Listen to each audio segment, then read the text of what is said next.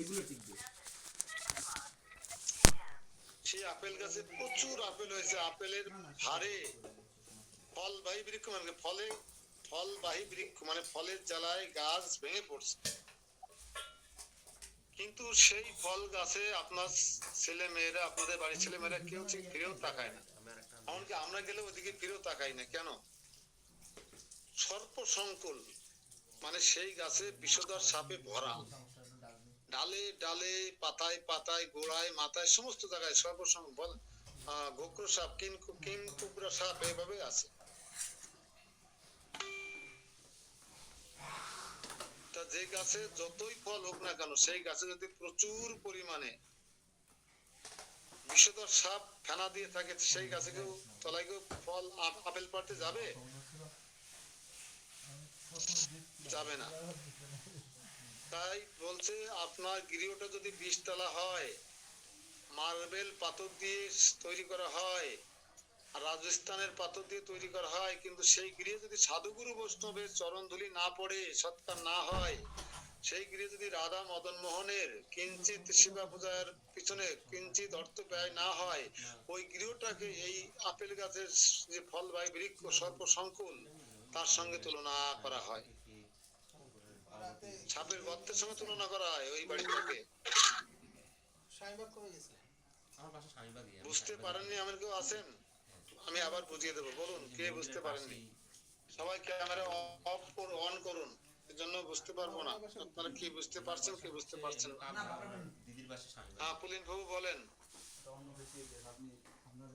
হরে কৃষ্ণ প্রভু, প্রণাম প্রভু। বলছিলাম হচ্ছে এমনও ব্যক্তি আছেন যারাদের অর্থ সম্পদ আছে এবং আছে দেখা যায়, আমি শুনেছি কোন এক ভাগবত অনুষ্ঠানে যে আছে তার অর্থ মন্দিরের প্রভুরা নিয়ে যান, আবার উনি সেই ভাগবত অনুষ্ঠানে গল্প দিচ্ছেন যে আছে যে ওই প্রভুরা আমার আগে আছে গোলকধামে যেতে পারবো, কিন্তু আমার অর্থ তার কাজে লাগছে, তাহলে তো আমি আগে যাব, তারপর তো আছে সে যাবে। এরকম এরকম কোনো কিছু আছে নাকি কোন শাস্ত্রে প্রভু? হরে কৃষ্ণ। প্রশ্ন ছিল যে প্রভুরা আমার বাড়ি থেকে অর্থ নিয়ে যায়, সে অর্থ নিয়ে যেয়ে মন্দিরের সেবা কার্য পরিচালনা করেন। তা আমার যেহেতু অর্থে মন্দিরের সেবা কার্য পরিচালিত হয়, তো প্রভুদের আগে আমি গোলক বৃন্দাবন ধামে যাবো, এটা এরকম? হ্যাঁ প্রভু, হ্যাঁ এরকম। যেহেতু আপনার কথাগুলো স্পষ্ট ছিল না, আমি অনুমান করে নিলাম। ওনার কথা একদিকে ঠিক, যদি দুইজন তাদের নিজের জায়গায় ঠিক থাকে, ধ্যান দিয়ে শুনবেন, যিনি দান করছেন আর যিনি দান গ্রহণ করছেন, এই দুইজনই যদি তাদের নিজের জায়গায় ঠিক থাকে, তাহলে দুইজন একসঙ্গেই গোলক বৃন্দাবন ধামে যাবেন। হরি বল, হরি বল, হরি বল। কেন বলেন তো? আমাদের মন্দিরে সুরাচার্য প্রভু, প্রফুল্ল প্রভু, রাম প্রভু, রূপানক প্রভু বা আমাদের প্রদেশ্বর প্রভু, যে সমস্ত সাত্বিক ভজনশীল অত্যন্ত উন্নত ব্রাহ্মণেরা ভগবানের মদন মনে সেবা করছেন, কিন্তু যদি গৃহস্থ ভক্তরা টাকা না দিত, তাহলে অষ্টকালীন ভোগ হতো। প্রতিদিন যে ক্ষীর মিষ্টি নিবেদন করা হয়, এদের 1 টাকাও না থাকতো, তাহলে কি একটা মিষ্টি দিতে পারতো? কমপক্ষে 30-40টা মিষ্টি ভোগ নিবেদন করা হয়, 3 বাটি ক্ষীর নিবেদন করা হয়। প্রতিদিন যে পরিমাণে ফুল আমরা ভগবানের সেবায় লাগাই, এই ফুলগুলো কিনতে গেলে আমরা কি যদি গৃহস্থ ভক্তরা টাকা না দিত, তাহলে ফুলগুলো কিনতে পারতো। যত ভালো পূজারি হোক না কেন, ভালো পূজা জানে, সেবা জানে, দর্শন করতে পারে, কিন্তু ফুল নেই, টাকা নেই, মিষ্টি নেই, রসমালাই নেই, ক্ষীর নেই, তাহলে ভোগ লাগবে কি? জাগতিক লোকের কষ্টের উপার্জিত অর্থ, যে অর্থ উপার্জন করতে পারে অর্থ আছে, কিন্তু সেবা জানে না। যে সেবা জানে অর্থ আছে কিন্তু খুব ব্যস্ত, সেবা করার সময় নেই, অথবা যার সেবা করার অত্যন্ত সময় আছে, ভগবানের প্রিয় সেবক, কিন্তু তার অর্থ নেই, তাহলে কি ভগবানের মদন মোহনের সেবা হবে না? তাই তাই বলা হচ্ছে গৃহস্থ ভক্তদের বা জাগতিক ব্যক্তিদের কষ্টপ্রাপ্ত অর্থ আর মঠ মন্দিরে অবস্থানরত সাত্ত্বিক ব্রাহ্মণ বৈষ্ণবদের ভগবানের সেবা, এই দুয়ে মিলে ভগবানের অষ্টকালীন সুন্দর সেবা পূজা হয়। তাহলে রেজাল্ট কি হয়? এই ভগবানের সুন্দর সেবা পূজা হওয়ার ফলে যে স্বীকৃতি হয়, সেই স্বীকৃতি 50-50 ভাগ হয়ে যায় অর্থদাতা আর সেবকের। তাহলে ভগবত ধামে যদি ফিরে যেতে হয়, দুজন একই সময় যাবে, একই স্থানে যাবে কি যাবে না? কিন্তু সেই ক্ষেত্রে সাবধানতা অবলম্বন করতে। অবস্থান বলেছি, একটা প্রশ্নের সাথে সত্য জোড়া দিয়েছিলাম, দুইজনের অবস্থান যদি সঠিক থাকে, আপনি দান করবেন, আপনি মাঠে ময়দানে মাইকিং করতে পারবেন না। এটা হচ্ছে আপনার অবস্থান। আপনি গৃহস্থ ভক্ত হতে পারেন, দান করতে পারেন, 500-700-1000 মাসে দিতে পারেন, লক্ষ টাকা দিতে পারেন ভগবান সেবার জন্য, কিন্তু আপনি কাউকে বলতে পারবেন না, এটা গোপন রাখতে হবে। কিন্তু আমরা সাধারণ জাগতিক সমাজে যেটা দেখে থাকি, কালী মন্দিরে যদি কোন রকম একটা ফ্যান দেয়, টেনে টুনে ফ্যান 1200-1300 টাকা দিয়ে, তার বাবার নাম, তার নাম, মার নাম, ঠাকুরদা, পদদাদা, 14 গোষ্ঠী, মেয়ের নাম, জামাইয়ের নাম, বৌমার নাম, ছেলের নাম সব লিখে কোথায় কোথায় মারতে হবে? মন্দিরের মাথার উপরে, বাচ্চা ভগবানের মাথার উপরে মারতে হবে। দাতা, ফ্যান দাতা, আয় রে বাবা, এত যশ খ্যাতি প্রতিষ্ঠা লাভ হিন্দুদের, ধিক্কার জানাই সমস্ত হিন্দুদের, কোনো লাভ নেই। দেখবেন অন্য ধর্মের লোকেরা বলে ডান হাত দিয়ে দান করবো, বাম হাত দিয়ে ট্রেন। আমাদের এখানে মহান ভক্ত আছে, একজন ভক্ত আছেন যিনি এই যে ভাগবত আপনারা পড়ছেন না, বৃহত্তর ভাগবতম, এই ভাগবতম একজনকে দান করেছেন, কিন্তু শর্ত আছে বলা যাবে না আমি দান করেছি।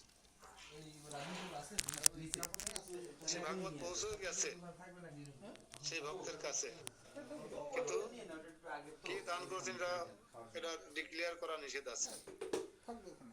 এটাই হচ্ছে নিয়ম। তাহলে আপনি যে দান করেন আমাদের মঠ মন্দিরে, আর যদি আপনি এসে গল্প না করে বেড়ান আমি এত টাকা দিই বলে মন্দির চলে, হ্যাঁ, আমাকে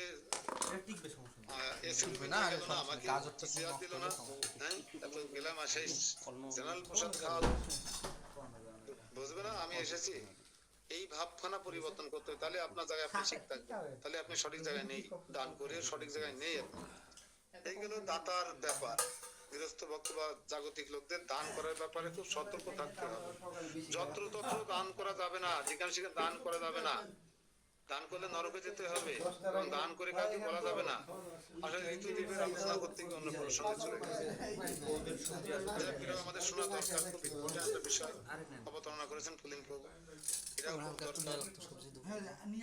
এই গেল দাতার বিষয়। তিনি গ্রহণ করবেন সেই অর্থ, সেই অর্থ গ্রহণ করে যেন প্রপারলি 100% ভগবানের ঐকান্তিক সেবায় ব্যয় হয়। যেন আমি এই টাকাটা নিয়ে পাসপোর্ট ভিসা করে, হ্যাঁ, প্রাইভেট কার নিয়ে বেনাপোল গেলাম, বেনাপোল ইমিগ্রেশন পরে আবার প্রাইভেট কার নিয়ে কলকাতা গেলাম, দমদমকে টিকিট কাটলাম, এয়ার টিকিট কেটে বিমানে উঠে সেলফি তুললাম, এই যে আমি বিমানে করে নেপাল যাচ্ছি, এই যে আমি বিমানে করে দিল্লি যাচ্ছি, সেলফি পাঠালাম। পকেট কাটা টাকা দিয়ে, কোন মাতাজির পকেট কাটার টাকা দিয়ে আপনি বিমানে উঠবেন, সেলফি তুলে পাঠাবেন, এটা দুঃখজনক। এটা ভগবান কখনো খুশি হবে না, আপনি কখনো ভগবত ধামে যেতে পারবেন না, যদি আপনি ভগবানের প্রিয় সেবক হবেন না কেন। আপনাকে বিমানে তুলে সেলফি তোলার জন্য ভক্তরা তার কষ্টের পর যদি অর্থ আপনার হাতে তুলে দেয়নি, আপনাকে বিশ্বাস করে সে নিজে সেবা করতে জানে না, তার যোগ্যতা নেই, তার পরিবেশ নেই, অনুকূল পরিবেশ, সে সময় পায় না বা সে পারে না, তার সাত্বিকতা নেই, তাই তার কষ্টের পথে অর্থ আপনার হাতে তুলে দিয়েছে যেন মদন মনে সেবাটা সুন্দর করে হয়, তাহলে আমি অন্তত তার কিছু অন্তত স্বীকৃতি পাবো, স্বীকৃতি পাবো। কিন্তু আপনি সেই টাকা নিয়ে যদি বিমানে চড়ে বেড়ান আর প্রাইভেট কারে চড়ে বেড়ান আর আর আইফোন কিনে বেড়ান, তাহলে আপনার দুর্দশা অত্যন্ত খারাপ হবে, খুব খারাপ দুর্দশা ভোগ করতে হবে আপনাকে। কুকুর হয়ে জন্মগ্রহণ করতে হবে বাড়ির এই এই এই এই ঋণ শোধ করবার জন্য। আশা করি এই বিষয়ে আর আপনাদের অধিক কিছু বলার দরকার নেই। প্রভু এখন আর বলছি প্রশ্ন সেই রাখতে যদি পারবেন না। ঠিক না হয় তাহলে কি বৃন্দাবন লাভ করতে পারবে? আবার বলেন। যে দান করবে, যে গৃহস্থ, সেই গৃহস্থ যদি শাস্তিক না হয়, মানে গড়ে খেয়ে দান করলো, তা সেই গৃহস্থ কি যেতে পারবে? তাই সে- সেই গৃহস্থের সাত্বিক হওয়ার দরকার নেই। তার কষ্টের উপর যদি অর্থ যদি ভগবানের প্রপার ইউজ হয় সেবায়, তাহলে সে এই জীবনে যেতে এক জীবনে যেতে নাও পারে, পরবর্তী জীবনে সে ভক্ত হয়ে জন্মগ্রহণ করবে। কয়েকটা ট্রাম তাকে অতিক্রম করতে হবে, এক চান্স স্টেশন অনেকগুলো, সেই স্টেশন গুলো তাকে অতিক্রম করতে হবে, তবে তাকে অন্তত নরকে যেতে হবে না। আবার একটা মনুষ্য জন্ম পাবে, বৈষ্ণবগিরি ধনিক পরিবারে, বণিক পরিবারে, ব্রাহ্মণ পরিবারে তার জন্ম হবে, যাতে সে সেখানে জন্মগ্রহণ করে মায়ের পেটে থেকে সে যেন ভক্তি চর্চা করতে পারে।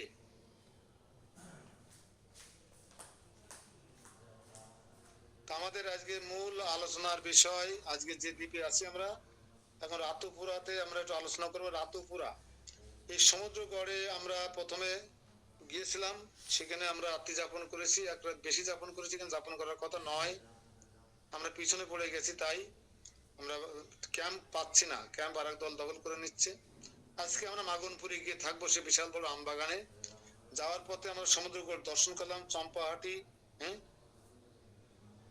এখানে অতীতে এখানে চম্পা ফুলের হাট বসতো, সেই জন্য চম্পাটি নাম। কবি জয়দেব স্বর্ণ চম্পা ফুল দিয়ে, ভুল বলেছি আমি, ক্ষমা চাইছি আপনাদের কাছে, আমি বলেছি হচ্ছে সে তো চম্পা, কিন্তু স্বর্ণ চম্পা ফুল দিয়ে।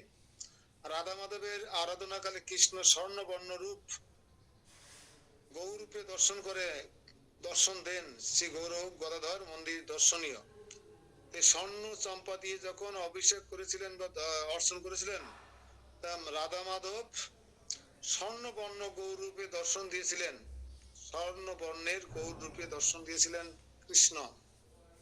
আপনারা শুনেছেন। এবার আমরা চলে যাব বসন্ত ঋতুরাজ, রাতুপুরা সামনে বাঁধবে। আমরা এখন এই চম্পাহাটি থেকে প্রসাদ পেয়েছেন সবাই? তো সবাই প্রসাদ পেয়ে গেছেন?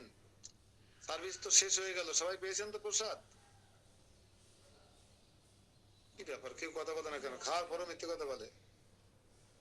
সকালে আমাদের এখানে চম্পাহাটিতে প্রসাদ হওয়ার কথা ছিল। আরো অভিলাষ আছে, অভিলাষ আছে নাকি প্রসাদ পাওয়া? আজকে প্রসাদের ব্যয়ভার কে যেন বহন করলেন, আমার খেয়াল নেই, আমি তো নানা কাজে ব্যস্ত ছিলাম, গীত গোবিন্দ নিয়ে, নাটক নিয়ে।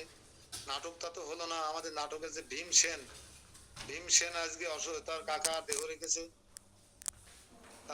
আপনাদের আজকে প্রসাদের স্পন্সর কে করেছেন? কে ব্যয়ভার বহন করেছেন প্রসাদের ব্যয়ভার? কি লাগবে বন্ধু? কেউ না। প্রভু, আজকে প্রসাদের, হ্যাঁ, আমি দিয়ে দিলাম প্রভু। আজকে অধিকারী বাড়ি থেকে প্রসাদের ব্যয়ভার বহন করেছেন অধিকারীরা। আমরা যে সকালে সুস্বাদু প্রসাদ পেলাম এই ঋতুদ্বীপে, বসন্ত ঋতু, বর্ষা ঋতু, গ্রীষ্ম ঋতু, সব ঋতু দর্শন হলো।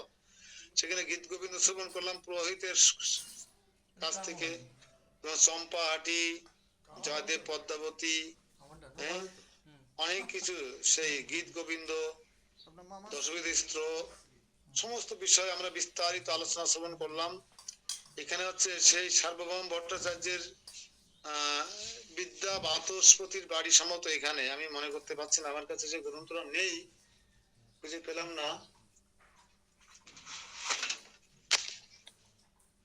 রে ভগবান, নবদ্বীপ মন্ডল পরিক্রমা গ্রন্থ আমার মাথার কাছে ঘুরে বেড়াচ্ছে, আমি ফিরেও তাকাইনি গ্রন্থটার দিকে, আমার মাথার কাছে ছিল। এই গ্রন্থটা যার কাছে আছে, আমি যা যা বলছি সমস্ত কিছু এখানে পাবেন। আর যদি কেউ সরাসরি পরিক্রমায় যান, তাহলে আপনার সব সময় গিয়ে আমি যা যা বলছি ঠিক তাইতে আপনাদের দর্শন হবে, এতটুকু ব্যর্থই ঘটবে না। এই সেই গ্রন্থ, যে গ্রন্থটা আমাদের পরম পূজনীয়,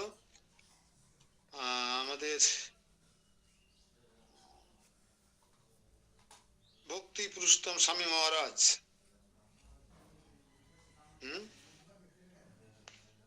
ভক্তি পুরুষোত্তম স্বামী মহারাজ এই রচনা করেছেন এই বইটা।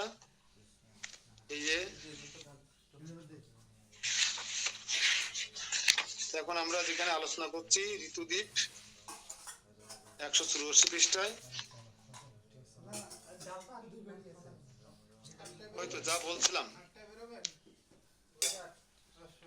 আমরা এখানে বিদ্যানগরের দিকে রওনা করবো। এখন আমরা আছি ঋতুপুরাতে দাঁড়াবো না। এই ঋতুপুরাতে এই দ্বীপের নাম কেন ঋতুদ্বীপ হয়েছিল আপনারা এতক্ষণ শুনলেন। এই যে আমি বললাম ঋতুদ্বীপ কেন হয়েছিল, এই মাহাত্ম বলেছিলেন কিন্তু ঈশান ঠাকুর। চম্পাহাটি গ্রামে থেকে ঈশান ঠাকুর ঋতুপুর গ্রামে এলেন। ঋতুদ্বীপ গ্রামের কাছে গিয়ে তিনি বললেন, পরম শোভাময় এই ঋতুদ্বীপ দর্শন করো। পূর্বে এটি একটি বৃহৎ গ্রাম ছিল, এখন নামমাত্র গ্রামটি রয়েছে। এখানে শ্রীকৃষ্ণের অনেক ভক্ত নিবাস করতেন। এই রাতুপুর প্রদেশের পরম চমৎকার। এখানে শ্রী গৌরাঙ্গের অতি অদ্ভুত লীলা হয়েছিল। এই শ্রীনিবাস প্রাচীন লোকগাথা মতে এইখানকার নাম কেন ঋতুদ্বীপ হলো আমি তোমাকে এখন তা বলবো। শ্রীনিবাস আচার্যকে নরোত্তম দাস ঠাকুরের বন্ধু শ্রীনিবাস আচার্য যখন মহাপ্রভুর পিতৃপিতা দর্শন করতে গিয়েছিলেন তখন ঈশান ঠাকুর অতিশয় বৃদ্ধ বেঁচে ছিলেন। তিনি ঈশান ঠাকুরকে প্রণাম করলেন, দণ্ডবাদ প্রণাম করে চরণধুলি নিলেন। তখন তিনি জিজ্ঞেস করলেন, হে কে তুমি? তখন ভালো চোখে দেখতে না ঈশান ঠাকুর। তখন বলেছিলেন যে আমি হচ্ছে শ্রীনিবাস আচার্য, শ্রীনিবাস ঠাকুর। তখন শ্রীনিবাস ঠাকুর জানতেন তিনি পরম ভক্ত, ভগবানের মহিমা প্রচার করে বেড়াচ্ছেন। তখন তাকে আলিঙ্গন করলেন ঈশান ঠাকুর, করে তাকে নবদ্বীপ মণ্ডল পরিক্রমা করিয়েছিলেন বৃদ্ধ বয়সে।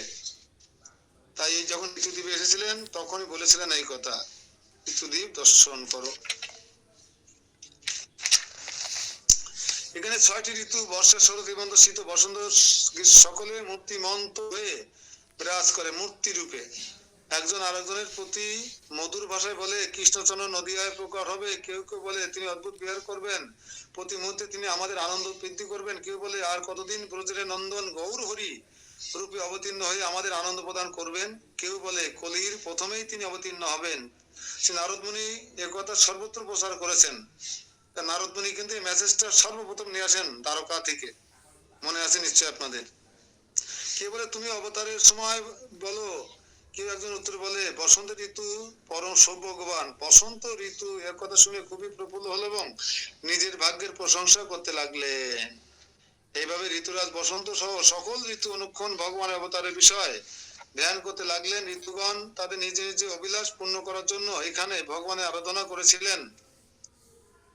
সেজন্য এই স্থানের নাম পূর্বে ঋতুপুর নামে খ্যাত হয়।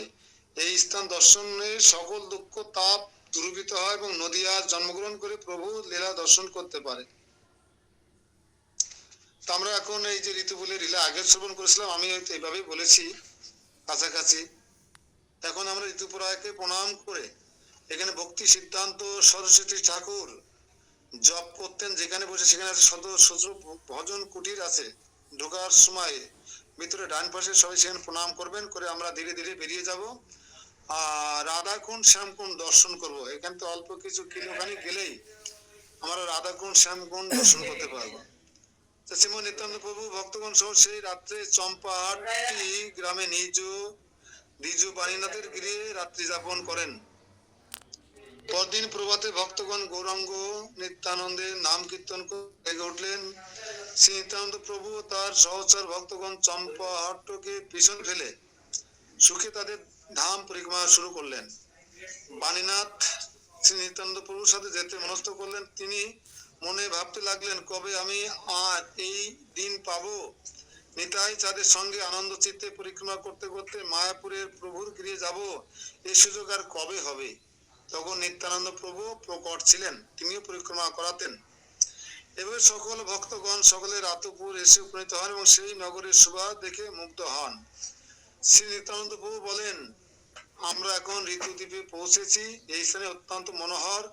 এখানে বৃক্ষগণ সবাই নতশির। এখানে স্নিগ্ধ মৃদু মন্দময় বায়ু প্রবাহিত হচ্ছে। চারিদিকে কুসুম ফুটেছে, মৌমাছি গুঞ্জন ধ্বনি, কুসুমের গন্ধ প্রতিগণের চিত্তকে মত্ত করে। এইরকম বলতে বলতে চিনিতানন্দ রায় প্রেমে উন্মত্ত হলেন এবং বলতে লাগলেন, শীঘ্র আমার সিংহা আনো। বৎসগণ বাছুরেরা এখান থেকে অনেক দূরে চলে গেছে, কানাই এখনো গৃহে নিদ্রা যাচ্ছে, সে অত্যন্ত শিশুমতি, সেই জন্য সে এখনো এখানে আসেনি। সুবল, শ্রীদাম, তোমরা কোথায়? আমি বলরাম একা এত এখানে এসে রয়েছি, এজন্য আমি একাকী বাছুদের আনতে যেতে পারছি না। নিত্যানন্দ যখন এসেছিলেন এই ঋতুদ্বীপে রাতপুরাতে, তখন এই অপরূপ শোভা দর্শন করে তার সেই দাপরের সেই বলরামের ভাব প্রকাশিত হয়। তিনি সিংহা আনো, সিংহায় ফু দিয়ে বাছুরদের ফেরানোর জন্য এই সমস্ত কথা বলছিলেন। এইরকম বলতে বলতে নিত্যানন্দ প্রভু কানাই কানাই বলে হুঙ্কার দিয়ে লাভ দিতে থাকেন। আপনারা একবার সবাই বলুন তো আনমিউট করে, কানাই কানাই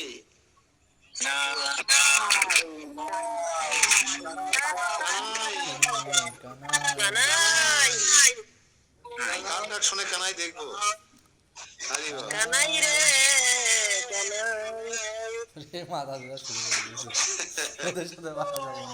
নিত্যানন্দ প্রভুর এইরকম ভাব দর্শন করে ভক্তগণ তার কাছে নিয়ে গিয়ে নিবেদন করলেন, হে নিত্যানন্দ প্রভু, তোমার ভাই তো গৌরচন্দ্র, হ্যাঁ এখন তিনি এখানে নেই, গৌরহরি সন্ন্যাস গ্রহণ করেছেন এবং আমাদের কাঙ্গাল করে দিয়ে তিনি নীলাচলে চলে গেছেন। নিত্যানন্দ প্রভু যখন শুনলেন যে গৌরহরি সেখানে নেই, তখন গৌর বিরহে কাতর হয়ে নিত্যানন্দ প্রভু ক্রন্দন করতে করতে ভূমিতে গড়াগড়ি দিতে লাগলেন। তখন তার বিরহ হলে যে গৌর নেই, আমার ভাই কানাই নেই বলে ধুলিতে গড়াগড়ি দিতে লাগলেন।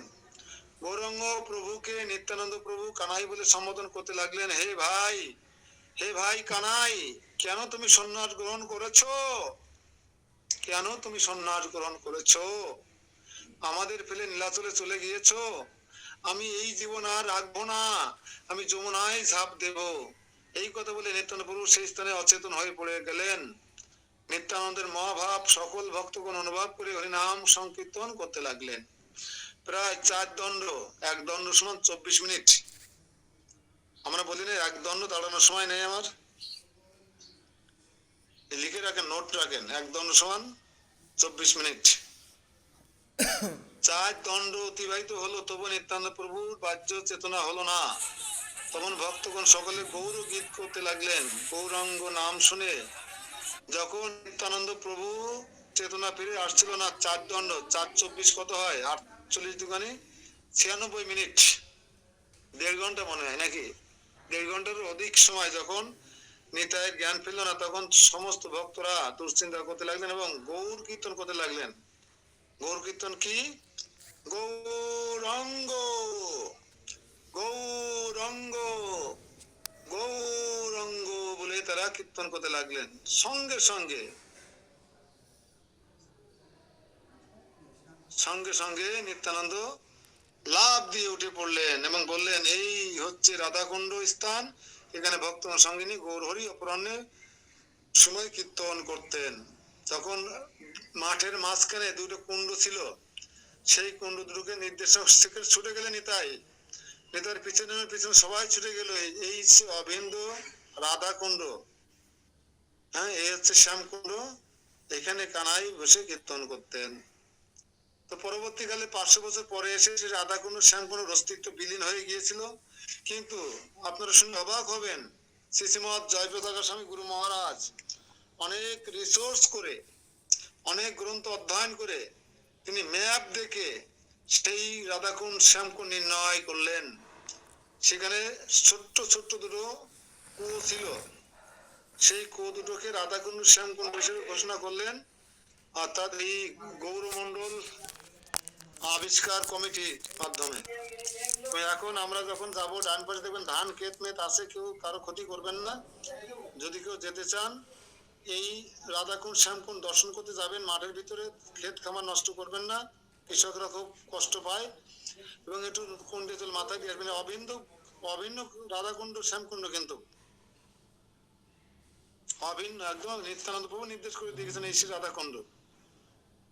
যেমন রাধাকুণ্ডে বৃন্দাবনের রাধাকুণ্ডে কিন্তু বিলীন হয়ে গিয়েছিল, এটা ধান খেতে হয়ে গিয়েছিল, ছোট্ট এক জায়গায় গর্তের মধ্যে জল ছিল, হাঁটু জল। মহাপ্রভু বৃন্দাবন পরিক্রমাকালে যখন রাধাকুণ্ডে গেলেন, তিনি স্বয়ং কৃষ্ণ, হ্যাঁ শ্যামকুণ্ড তিনি খনন করেছিলেন পদাঘাতে। তিনি সে ধান ক্ষেতের মাঝখানে গিয়ে সে জল স্নান করলেন আর বললেন এই হচ্ছে রাধাকুণ্ড আর এই হচ্ছে শ্যামকুণ্ড। ঠিক এখন এই কলিযুগে এসে বলরাম এসে নির্ণয় করলেন এই রাধাকুণ্ড এই শ্যামকুণ্ড। সবাই এখানে যাবেন, ধীরে ধীরে আল দিয়ে দর্শন করে চলে আসবেন। আমরা এখন বিদ্যানগরে প্রবেশ করব। তো 6:30 7টা বেজে গেছে, বিদ্যানগর শেষ করে যাই, তাহলে আমরা মাগনপুর গিয়ে রাত্রি যাপন করতে পারবো না, আবার ব্যাকে আসা লাগবে। যে জগৎবাসী মনোমুগ্ধ করে শ্যামকুণ্ডের শুভ দর্শন করো। এখানে নানা স্থানে সখীগণের কুঞ্জ বিদ্যমান। এখানে অপরাহ্ন প্রভু গোরা সংকীর্তনে বিভোর হয়ে সকলকে প্রেম দান করে তাদের মনের সন্তোষ বিধান করেন। ভাই, ত্রিজগতে এই স্থানের সমান আর কোন স্থান নাই, জেনে রেখো। ভক্তের জন্য এই স্থান সুন্দর ভজনের স্থান। এই স্থানে যিনি বাস করেন তার প্রেমধন লাভ হয়, তার প্রাণ সুশীতল হয়। সেদিন সেই স্থান থেকে শ্রী গৌরাঙ্গের নাম সংকীর্তন করতে করতে সকল ভক্তগণ প্রেমে মগ্ন হন। সকলে ঋতুদ্বীপে বসে শ্রী চৈতন্য শশীর ভজন করতে করতে রাত্রি দিন অতিবাহিত করলেন। পরদিন তারা বিদ্যানগরের উদ্দেশ্যে গমন করলেন। তাহলে আমরা কি আর এক রাত থাকবো নাকি এখানে, না মাগনপুর চলে যাব? নিত্যানন্দ সহ সমস্ত ভক্তগণ এই সারা পৃথিবীর শ্রেষ্ঠ স্থান, সুন্দর স্থান, ভজনের স্থান, এখানে যিনি বাস করবেন তিনি তারা প্রেম ধন লাভ করবেন, তার প্রাণ সুশীতল হবে। তা আমাদের প্রাণ কি সুশীতল না উদ্বেগ উৎকণ্ঠাময়? আমরা কি কৃষ্ণ প্রেম লাভ করে গেছি না করতে চাই? তাই যদি হয় তাহলে আমরা এক রাত এখানে যাপন করতে পারি রাধাকুণ্ডে, শ্যামকুণ্ডে। তো আমরা এখন রাধা শ্রী নিত্যানন্দ প্রভুর ঋতুদ্বীপে রাধাকুণ্ডের অভিন্ন স্থান দিয়ে নির্দেশ দিলেন, রাধাকুণ্ডের মহিমা প্রকাশ করলেন। তার বর্ণার উপরে প্রদত্ত আছে। ঋতুদ্বীপে রাধাকুণ্ডের সঠিক অবস্থান দীর্ঘ সময় ধরে অজ্ঞাত ছিল, যে কথা আপনাদের বলছিলাম। ঋতুদ্বীপের রাধাকুণ্ডের সঠিক অবস্থান অজ্ঞাত ছিল দীর্ঘকাল। পরবর্তীতে গৌড়ীয় সম্প্রদায়ের আচার্যগণ একটি বিশেষ স্থানকে রাধাকুণ্ড হিসেবে চিহ্নিত করেছিলেন এবং তার ভিত্তিতে ভক্তি বেদান্ত স্বামী চ্যারিটি ট্রাস্ট সেখানে রাধাকুণ্ড শ্যামকুণ্ড অবস্থিত সেই স্থানটি অধিগ্রহণ করেছেন। এই স্থানটি চাপাহাটি হতে বিদ্যানগরে যাওয়ার পথে ডান দিকে একটি মাঠের মধ্যে অবস্থিত। বর্তমান ওই স্থানে যাওয়ার কোনো নির্দিষ্ট পথ নেই, কিন্তু ভক্তি বেদান্ত স্বামী ট্রাস্টের কাছে এই স্থানটি অত্যন্ত উন্নত করার অনেক বড় পরিকল্পনা হাতে নিয়েছেন গুরু মহারাজ, সেই সমস্ত অর্থ ব্যয় করছেন। এবার আমরা চলে যাবো বিদ্যানগরে। যাই, বিদ্যানগর কি? বিদ্যানগর মানে আপনারা বুঝতে পেরেছেন যেখানে বিদ্যার বিলাস করেছিলেন গৌরাঙ্গ মহাপ্রভু। হ্যাঁ, গৌরাঙ্গ মহাপ্রভু কার কাছে লেখাপড়া করতেন?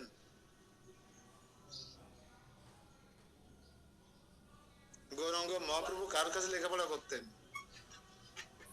গঙ্গাদাস পণ্ডিত। হ্যাঁ, গঙ্গাদাস পণ্ডিতের টোল ছিল এখানে এই বিদ্যানগরে, গঙ্গাদাস পণ্ডিতের টোল। এবং সার্বভৌম ভট্টাচার্যের জন্মস্থান এখানে। তত সংকীর্তনানন্দে বিদ্যানগর হরি দদর্শ পার্শ্বদে সার্ধম বেদস্ত অনুত্তমম। সেখানে হইতে প্রভু পার্শ্বদগণ সহ সংকীর্তন আনন্দ উপভোগ করতে করতে বেদ বিদ্যার অতি উত্তম ক্ষেত্র বিদ্যানগর দর্শন করিয়াছিলেন। এখন আমরা বিদ্যানগরের মহিমা শ্রবণ করব। বিদ্যানগর 4 বেদ 64 বিদ্যার আলয় স্বরূপ। খেয়াল করবেন সবাই, লিখবেন, নোট করেন। এবার আমরা কোথা থেকে কোথায় যাচ্ছি? আমরা ঋতুদ্বীপ থেকে আসলাম রাতুপুরায় আসার পথে ডান পাশে শ্যামকুণ্ড রাধাকুণ্ড দর্শন করলাম। এখন আমরা বিদ্যানগরে এসেছি, যেখানে গঙ্গাদাস পণ্ডিতের অবস্থান ছিল, টোল ছিল, যেখানে মহাপ্রভু সহ সমস্ত ছাত্রছাত্রীরা টোলে পড়তে আসতেন। এই বিদ্যানগর হচ্ছে 4 বেদ 64 বিদ্যার আলয় স্বরূপ। নিঃসন্দেহে বিদ্যানগর দেবী সরস্বতীর পীঠস্থান স্বরূপ। এই স্থানে এই বিদ্যাপীঠ আশ্রয় করে ব্রহ্মা শিব ঋষিগণ এই প্রপঞ্চ নিলয়ে জড় জগতের সর্ববিদ্যা প্রকাশ করেন। এখানে প্রভু বিদ্যাবিলাস করবেন এই কথা জেনে দেবগুরু বৃহস্পতি স্বর্গধামের নিজের নিবাস পরিত্যাগ করে এই স্থানে বাসুদেব সার্বভৌম রূপে অবতীর্ণ হন এবং বিবিধ প্রকার বিধি বিধান অনুসারে সর্ববিদ্যা প্রচার করেন। মহাপ্রভু আবির্ভূত হবেন নদিয়ার নবদ্বীপের মায়াপুরের শচীগর্ভ সিন্ধু মাঝে, আর এই বিদ্যানগরে এসে বিদ্যাবিলাস করবেন এই কথা জানতে পেরে স্বর্গের গুরুদেব দেবগুরু বৃহস্পতি এখানে সার্বভৌম ভট্টাচার্য রূপ ধারণ করে অবস্থান করতে লাগলেন। নোট নেবেন সবাই। দেবগুরু বৃহস্পতি গৌর লীলায় সার্বভৌম ভট্টাচার্য রূপে অবস্থান করছিলেন। যে বিদ্যানগরে বসে গৌর গুণগান করে সে একজন ধন্য শিক্ষক অধ্যাপক হয় এবং শোক রহিত হয়। যে বিদ্যানগরের অপ্রাকৃত রূপ দর্শন করে গৌর সুন্দরের ভজনা করে সে সকল অবিদ্যা অজ্ঞানতা থেকে মুক্তি লাভ করে। এই সে বিদ্যানগর। হ্যাঁ, বিদ্যানগরে বসে তিনি গৌর গুণগান করেন। তিনি একজন ধন্য শিক্ষক অধ্যাপক এবং শোক রহিত হন। যে বিদ্যানগরের অপ্রাকৃত স্বরূপ দর্শন করে গৌর সুন্দরের ভজনা করে সে সকল অবিদ্যা অজ্ঞানতা থেকে মুক্তি লাভ করে। এই স্থানের নাম কেন বিদ্যানগর হলো? শ্রী ঈশান ঠাকুর ঋতুদ্বীপ হতে বিদ্যানগরের পথে যাত্রা শুরু করলেন। অন্তরে উল্লাসিত হয়ে তিনি সুমধুর বাক্যে শ্রীবাস নরোত্তম শ্রী রামচন্দ্রকে বললেন, পরম সুবর্ষিত পরম সুশোভিত এই বিদ্যানগর দর্শন করো। আমি সংক্ষিপ্ত ভাবে বিদ্যানগরের তত্ত্ব ব্যাখ্যা করছি। বিজ্ঞ প্রাচীনগণ এই কথা বলে থাকেন। তা ঈশান ঠাকুর বৃদ্ধ বয়সে কাদের নিয়ে পরিক্রমা করছে দেখুন। 3 নক্ষত্র শ্রীবাস অর্থাৎ শ্রীনিবাস আচার্য, নরোত্তম দাস ঠাকুর এবং শ্রী রামচন্দ্র পরম সুশোভিত এই বিদ্যানগর দর্শন করতে বললেন। দেবগুরু বৃহস্পতি একদিন দেবসভার মধ্যে অত্যন্ত উদ্বিগ্ন হয়ে বসেছিলেন। হ্যাঁ, এখানে বিদ্যা পাতস্পতির দাদা অর্থাৎ সার্বভৌম ভট্টাচার্য যখন ইন্দ্রদেবের সভা হচ্ছিল তখন তিনি উদ্বেগ হয়ে বসেছিলেন। গুরুদেব বৃহস্পতিকে এভাবে উদ্বিগ্ন দেখে দেবগণ তাকে জিজ্ঞাসা করলেন কি কারণে তিনি উদ্বিগ্ন হয়েছেন। বৃহস্পতি অতিশয় মনের উল্লাসে সুমধুর ভাষায় দেবগণের প্রতি বললেন, এই কলিযুগে প্রভু নদিয়া নগরে বিপ্র জগন্নাথ মিশ্রের ঘরে জন্মগ্রহণ করবেন। পৃথিবীর ভক্তরা জেনে গেছে এ হচ্ছে প্রকৃত ভগবানের আবির্ভাব। আর আমরা যাদের ভগবানের চাষ করে যাদের ভগবান তৈরি করছি তারা সবাই ছিলেন আমাদের গুরুদেব। পার্থক্য কেউ জানে না যে গুরুদেব ভগবান, মরার পরে জানতে পারি আমরা। জগন্নাথের তনয় শ্রী গৌরচন্দ্র নানা অবতারে নানা রঙ্গলীলা প্রকাশ করেন। তার শ্রীরাম অবতারে তিনি অস্ত্র শিক্ষা নৈপুণ্য লাভ করেন। শ্রীকৃষ্ণ অবতারে তিনি গোচারণে গোপালকদের মধ্যে অগ্রগণ্য। শ্রী গৌর অবতারে তিনি বিদ্যা অধ্যয়নে শ্রেষ্ঠত্ব প্রদর্শন করেন। এর মধ্যে যে কৌতুক রহস্য রয়েছে তা ভক্ত জন ব্যতীত অন্য জনের উপলব্ধি অতীত। প্রভু শ্রী গৌরচন্দ্র অবতীর্ণ হয়ে ভক্তের সর্ব মনোবাসনা পূর্ণ করবেন। এই বিদ্যানগরে শ্রী গৌরাঙ্গ মহাপ্রভু তার ভক্ত পার্ষদগণকে নিয়ে গৃহে গৃহে গিয়ে ভক্তগণের সঙ্গে সাক্ষাৎ করবেন এবং আনন্দ বিলাস করবেন। নবদ্বীপ ধাম মাহাত্ম্য গ্রন্থে শ্রী নিত্যানন্দ মহাপ্রভু শ্রীজীবকে বিদ্যানগরের তত্ত্ব এইভাবে শিক্ষা দিয়েছেন। নবদ্বীপ ধাম নিত্য, এমনকি প্রলয়ের সময়ও এই নবদ্বীপ ধাম ধ্বংস স্পর্শ রহিত। প্রলয়ের সময় নবদ্বীপ ধাম ধ্বংস হবে না, কিন্তু বাংলাদেশ ধ্বংস হবে। তাহলে আমাদের কোথায় গিয়ে বাস করা উচিত? হ্যাঁ, নবদ্বীপে গিয়ে আমাদের বাস করা উচিত। তো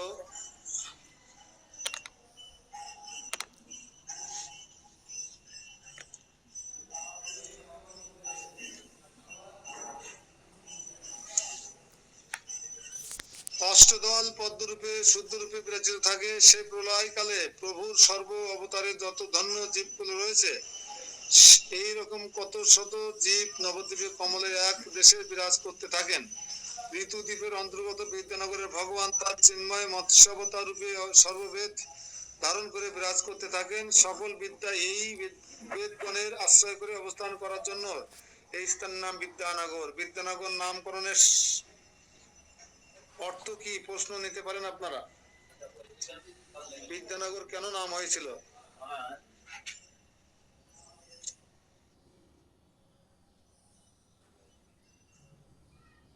বিদ্যানগর নামের মাহাত্ম্য বা বিদ্যানগর কেন নাম হয়েছিল প্রশ্ন।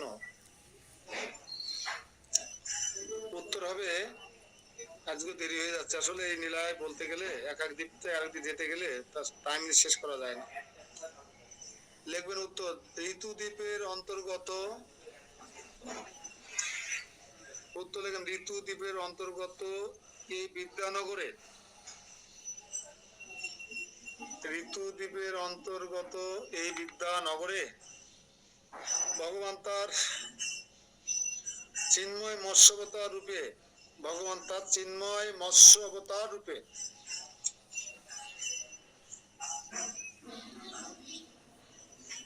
ভগবান তার মৎস্য অবতার, চিন্ময় মৎস্য অবতার রূপে সর্ববেদ ধারণ করে বিরাজ করতে থাকেন। সর্ববেদ ধারণ করে বিরাজ করতে থাকেন। সকল বিদ্যা এই বেদগণের আশ্রয় করে অবস্থান করার জন্য, সকল বিদ্যা এই চার বেদকে আশ্রয় করে অবস্থান করার জন্য এই স্থানের নাম বিদ্যানগর হয়েছে। হরি বল।